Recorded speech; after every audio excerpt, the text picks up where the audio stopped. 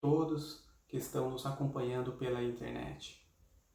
E para iniciarmos a atividade doutrinária dessa noite, começaremos com uma oração. Vamos acalmar os nossos pensamentos, vamos elevar os nossos sentimentos, vamos agradecer a misericórdia divina que nos abraça em todas as oportunidades, que nos abraça em todos os momentos em que caímos e nos levanta para que prossigamos o caminho do nosso aprendizado. Vamos agradecer a luz que recebemos da doutrina espírita, agradecer ao amor de Jesus e agradecer a todos aqueles que são instrumentos de Deus para o nosso aprendizado e aperfeiçoamento. Gostaríamos de pedir que possamos manter a nossa harmonia, o nosso equilíbrio, os nossos bons pensamentos, e pedir por todos aqueles irmãos que necessitam do amparo espiritual e de todo tipo de ajuda. Que o teu amor, Mestre Jesus, que sempre esteve conosco, esteja também com aqueles irmãos que mais precisam de ti. Que assim seja. Gostaria de agradecer ao Centro Espírita Caminho do Evangelho por essa oportunidade de trabalho, por esta oportunidade de refletir aqui com vocês um pouco dos ensinamentos do Cristo, refletir um pouco sobre aquilo que aprendemos da doutrina espírita. Essa noite será especial, a gente terá música, receita e também teremos um ensinamento profundo, que eu tenho certeza que tocará no fundo da alma de todos aqueles que estão nos acompanhando. A nossa proposta de trabalho é falar sobre a felicidade, ou melhor, sobre a receita da felicidade. E para iniciarmos a reflexão, eu gostaria de descrever uma passagem de uma música.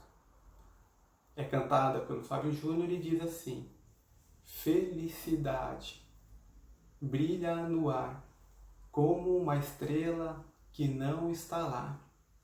É uma viagem, é uma doce magia, é uma ilusão que a gente não escolhe, mas que espera viver um dia. Então, para a gente iniciar essa viagem, essa receita, essa doce magia, eu gostaria de trazer uma notícia ruim primeiro.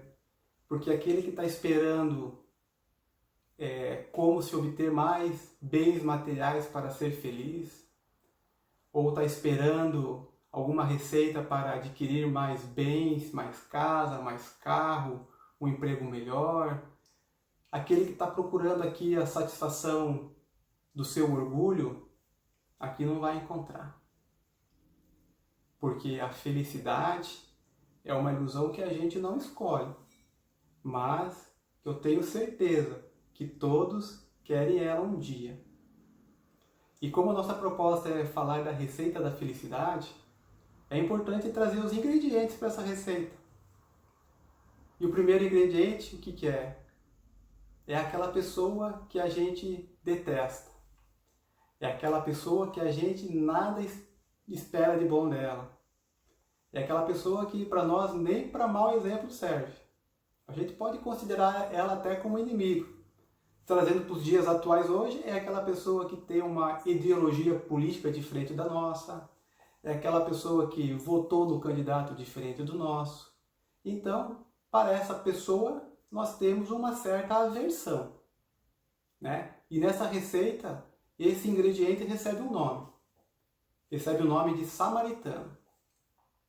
Nós temos um outro ingrediente. Esse ingrediente é aquela pessoa que gosta do ritual, que acredita que o ritual nos aproxima de Deus, que acredita que uma pedra, uma dança, qualquer outra coisa exterior nos aproxima de Deus. E essa pessoa, esse ingrediente também tem um nome. é sacerdote. O outro ingrediente, esse talvez seja muito mais parecido conosco, porque é aquele que está sempre disposto a ajudar. Na casa espírita, ele está lá na fila do passe, na água fluidificada, na recepção, ele nunca foge de um serviço, é um tarefeiro. Ou nas outras religiões também está sempre disposto a ajudar. E esse ingrediente também recebe um nome, que é o levita. E por último, nós temos o ingrediente que é aquele que conhece o Antigo, o Novo Testamento, de trás para frente, que conhece todas as obras básicas da doutrina espírita, que conhece todas as obras complementares, que conhece todos os livros do Chico, do Divaldo, enfim, é um profundo conhecedor da doutrina espírita. Esse tipo de pessoa, ele tem a seguinte característica: ele sabe o significado de tudo, mas não sabe o valor de nada. E para esse ingrediente a gente pode dar o nome de doutor da lei. Dito isso, como a gente vai falar de uma receita, é bom a gente entender as características de cada ingrediente. Eu descrevi aqui, mas agora eu vou contextualizá-lo. O samaritano, ele, 800 anos antes do Cristo, ele era irmão dos judeus. Aliás, naquela ocasião, nem se havia designação de judeu. Todos eles viviam como irmãos, como as 12 tribos de Israel.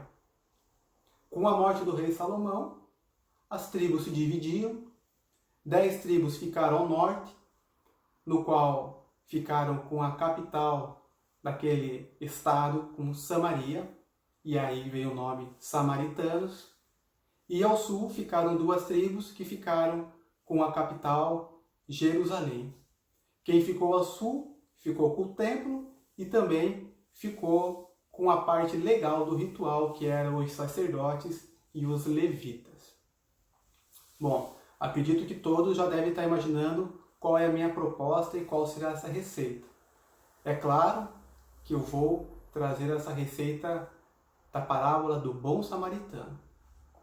Há um mês atrás, no Caminho do Evangelho, já houve uma palestra sobre a parábola do bom samaritano. Mas eu tenho certeza que se vocês pegarem a minha reflexão de hoje e a reflexão que nós tivemos há um mês atrás, elas são complementares. São bem complementares.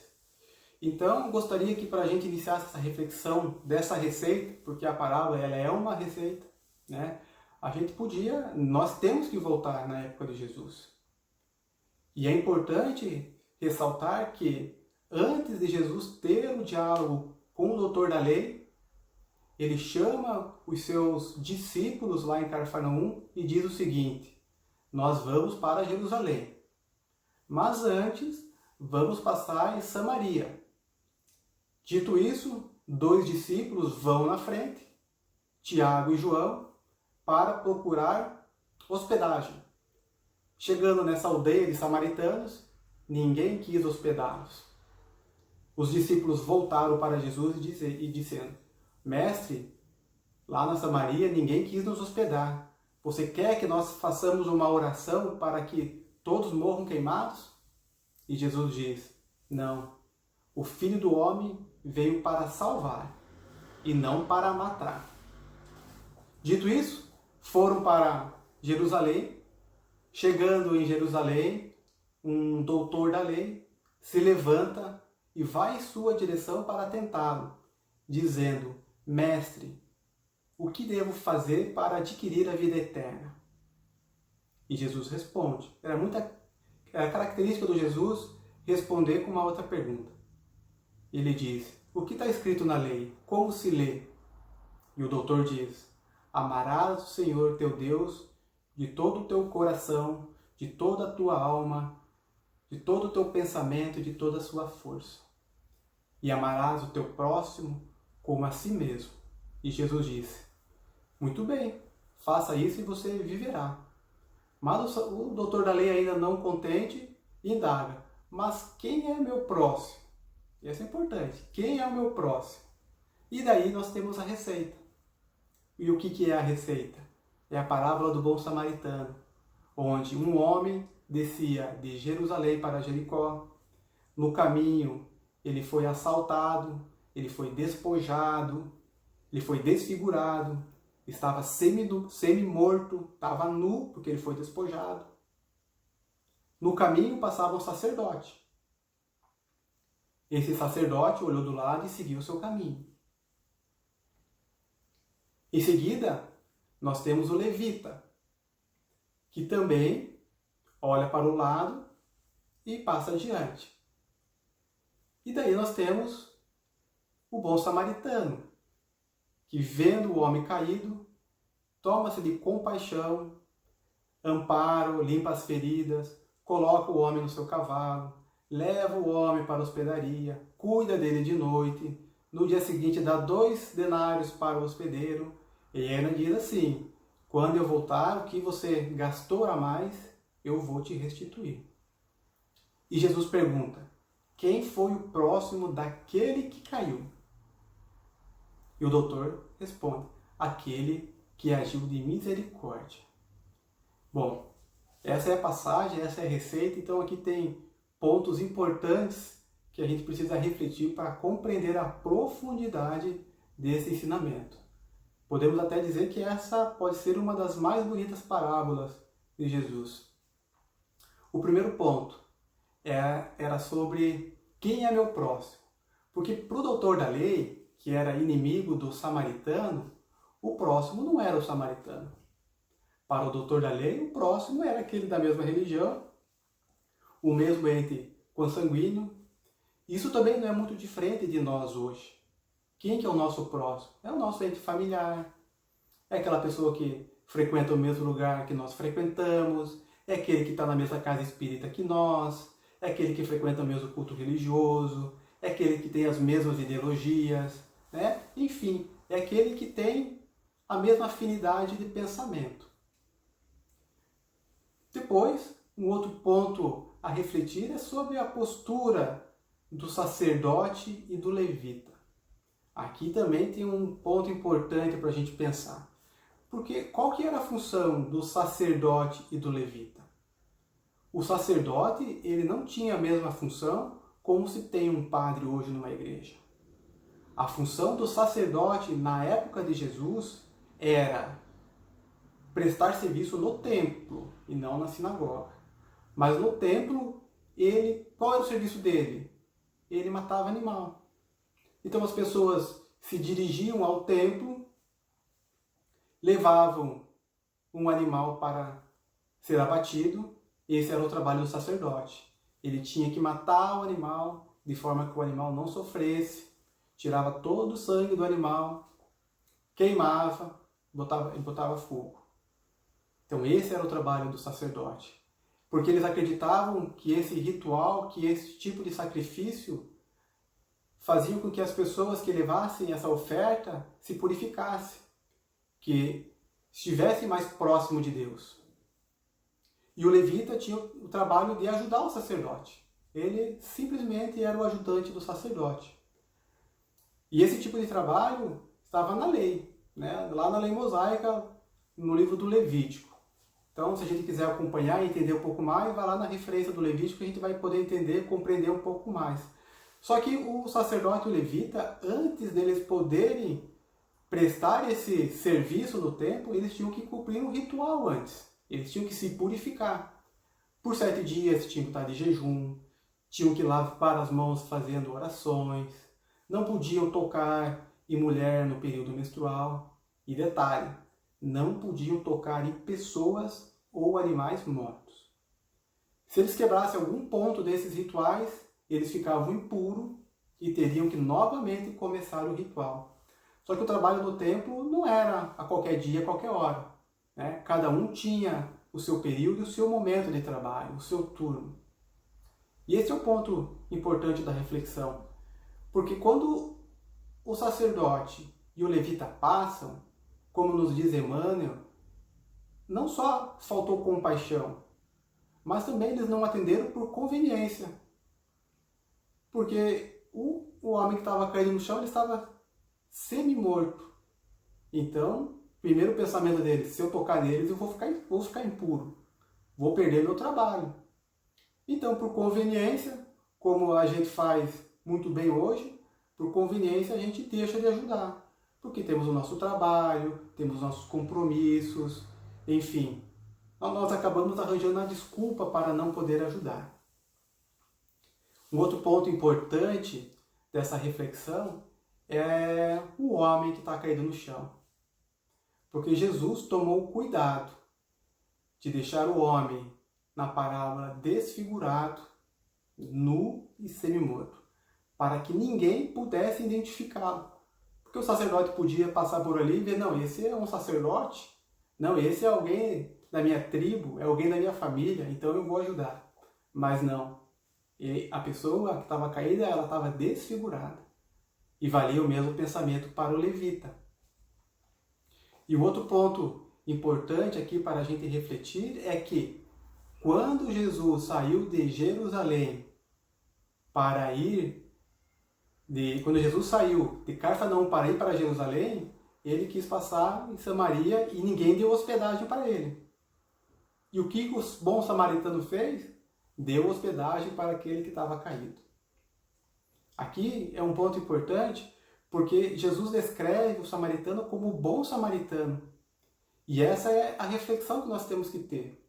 Porque a gente não pode generalizar a todos, quando nós temos uma experiência ruim, achar que todo mundo é ruim, que todo mundo é mau, que todo mundo não presta.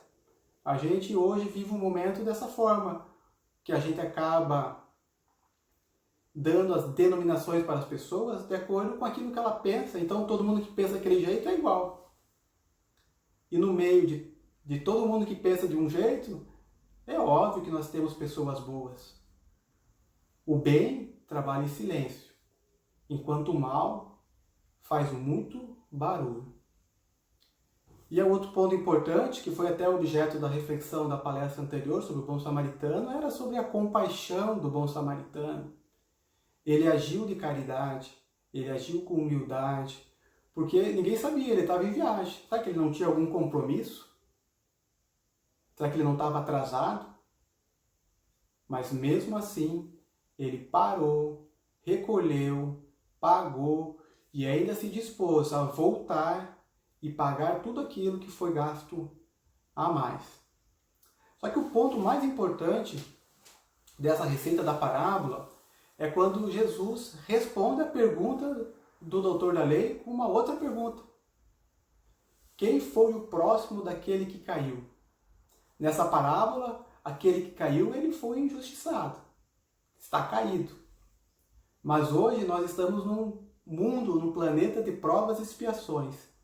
E quantos irmãos nossos não estão caindo? Não porque eles estão sendo vítima, mas são aqueles irmãos que estão vivendo na mentira, são aqueles irmãos que estão vivendo na violência, são aqueles irmãos que estão vivendo no vício, são aqueles irmãos que veem o cisco no olho do próximo, mas não vê a trave que está no seu olho. E nós hoje temos uma enorme oportunidade de poder agir como bom samaritano. Porque diariamente nós vemos irmãos nossos que estão caindo. E o que a gente faz? Olha, aquele que roubou ali deve ser preso. Não, mas realmente deve ser preso. Mas não é só preso. Ele deve sofrer. Ele deve sofrer muito mais do que aquilo que ele fez os outros sofrerem. Teve até um caso lamentável de uma das pessoas aí que estiveram presas aí pela Lava Jato, que teve parentes seus que desencarnaram. E por incrível que pareça, teve pessoas que ficaram felizes com esse episódio. A gente vê o nosso irmão que erra e diz o seguinte, olha, para ele tem que ter a pena de morte. Eu preciso de uma arma para me defender desse tipo de pessoa. Será que essa é a mensagem? Quem é o próximo daquele que está caindo? Somos nós. Somos eu, você. Todos nós temos essa oportunidade de poder agir como bom samaritano. E para que a gente possa compreender um pouco dessa reflexão de quem é o próximo daquele que caiu, gostaria de que vocês acompanhassem um vídeo que com certeza vai trazer uma reflexão profunda a todos. Eu tenho certeza que mexerá com todo mundo. I remember my stepfather, would beat me, and he would beat me with extension cords and hangers and, pieces of wood and all kinds of stuff. And, after every beating, he would tell me, it hurt me more than it hurt you. And, I only did it because I love you. Which kind of, it communicated the wrong message to me about what love was. So for many years, I thought that love was supposed to hurt. And I hurt everyone that I love. And I measured love by how much pain someone would take from me.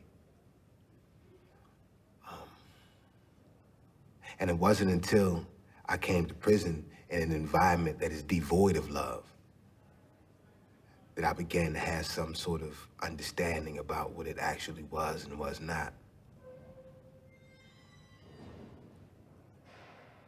And I met someone, and she gave me my first real insight into what love was, because she saw past my conditions and the fact that I was in prison with a life sentence for murder. And not only for murder, but for doing the worst kind of murder that a man can do, murdering a woman and a child. And it was Agnes, the mother and grandmother of Patricia and Chris, the woman and child that I murdered, who gave me my best lesson about love, because by all rights, she should hate me.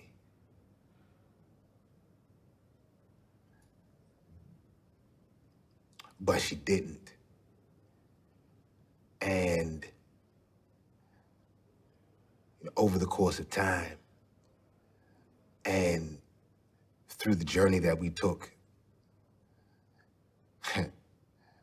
that's been pretty amazing.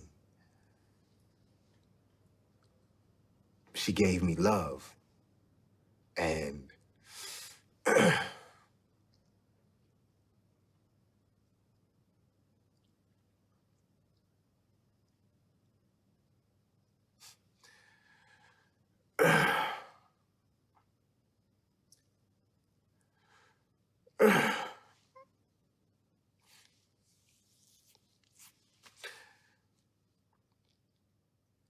she taught me what it was.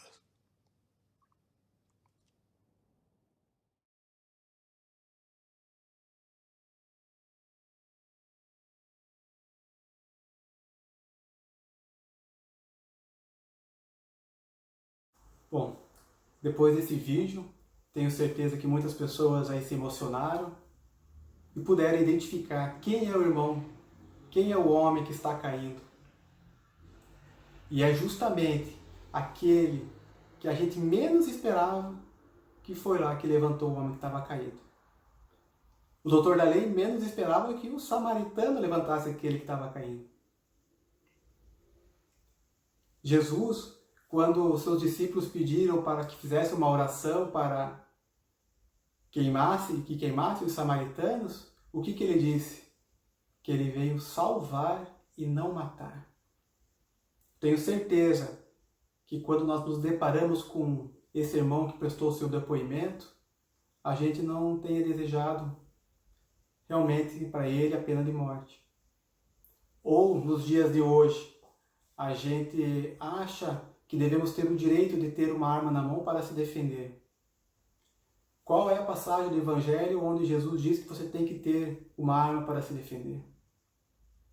Em todas as oportunidades de Jesus, ele nos trouxe a paz, o amor e a tolerância.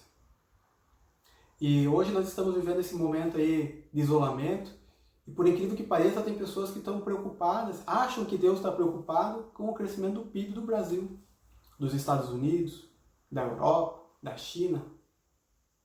E por sinal, todos vão cair. Mas Deus não está preocupado com esse tipo de crescimento de PIB. O PIB que Deus está preocupado e que Ele que deseja que cresça é o PIB interior de cada um. É esse PIB que nos fará nos aproximar de Deus, que nos tornará pessoas melhores, que nos fará pessoas mais felizes. É como agiu o bom samaritano. Ele agiu com caridade. Com certeza ele tinha um PIB elevado. E como entendia a caridade? Qual era a caridade que entendia Jesus? Era perdão das ofensas, indulgência para as imperfeições alheias e benevolência para com todos. Esse é o PIB. Todos aqueles que agirem dentro dessa lei de amor, que é a caridade em ação, todos eles se tornarão felizes. Porque qual que é a mensagem do Livro dos Espíritos? Que seremos infelizes se nos afastarmos das leis divinas. Ou seja, se quando andamos ao lado da lei divina, nós seremos felizes.